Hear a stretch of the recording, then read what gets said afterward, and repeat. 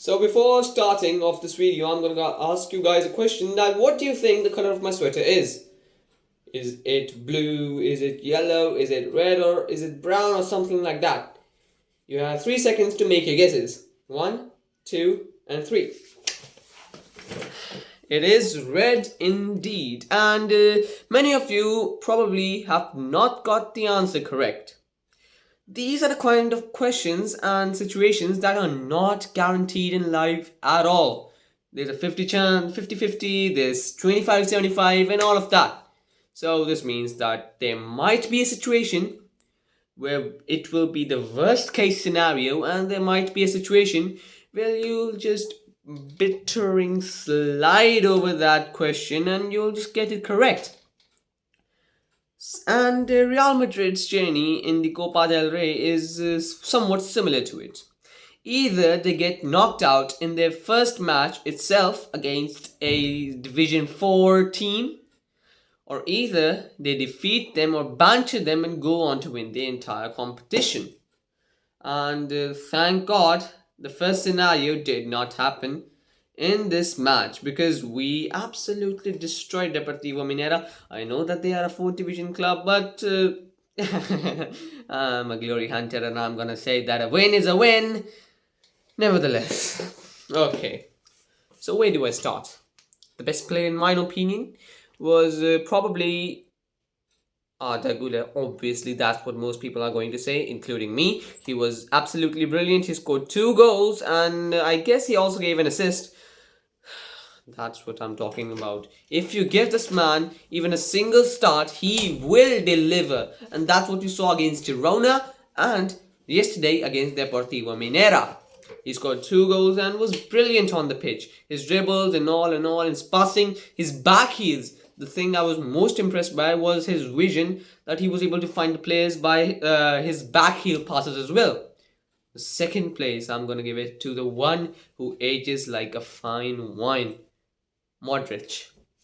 39 years of age and you're going to do this. Such a masterclass at the Deportivo Minera Stadium. And I guess he also got a standing ovation, which might not seem a big thing, but to do it as a 39-year-old when most of the players are playing in the Saudi League and you are here in the best club in the world and performing like you're very young and you're in your prime.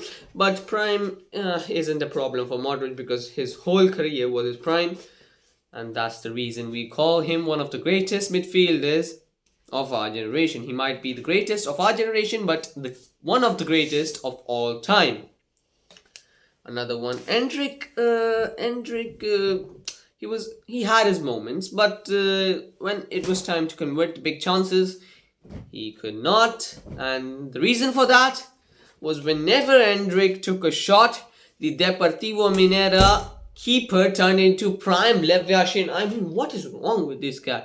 He does not deserve this team in the 4th division. He made at least, 10 to 12 saves. And he saved around 5 goals. They would have lost 10-0 if it weren't for their goalkeeper. So hats off to him as well. And I hope that he soon gets a big transfer to a big club because this man is having to deal with a lot of turmoil in the 4th division of Spain.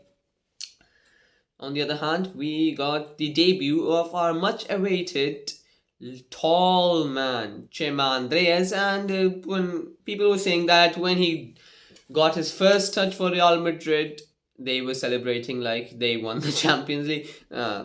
It is understandable. Whenever we get a overhyped or hyped talent from the Castilla, we all get excited that he's gonna blow up onto the stage and make a reputation for the Castilla that is on level and on par with the La Masia. But we all know that's not gonna happen. But anyway, he did decent. And also the other 2 defenders, Diego Aguando and Lorenzo, they did good as well. Camavinga wasn't again brilliant, and Valverde. You can't even score a normal goal while you're inside the box. What is wrong with this guy? I mean, has he got a mental dilemma of some kind that he will die if he scores normal goals? First of all, he scores goals outside the box, but this time when he scored inside the box, he still scored a banger. Oh my god. The Deportivo Minera manager had his tone and he was pulling out his hair that what kind of a team am I going to face in this match, and they got absolutely demolished. On the other hand, Real Madrid did very, very fine 5-0. Okay, let's not get ahead of ourselves because last season we got knocked out in the round of 16 by Atletico de Madrid. So we hope that we do not get a tough draw this time and hopefully we can go all the way. And the next match for Real Madrid is the Super Copa de España semi-final against Mallorca. In Jeddah, I guess. I don't know. Maybe it's in Jeddah. Nevertheless, we will be there as well. And in other news, Liverpool have drawn against Manchester United, which was totally unexpected. Liverpool fans were making their predictions that we are going to win 5-0 and we're going to destroy Manchester United because they're the worst club in England. Not mocking anyone, alright? So don't take offense of this. But they drew 2-2 and it was a relatively even tie.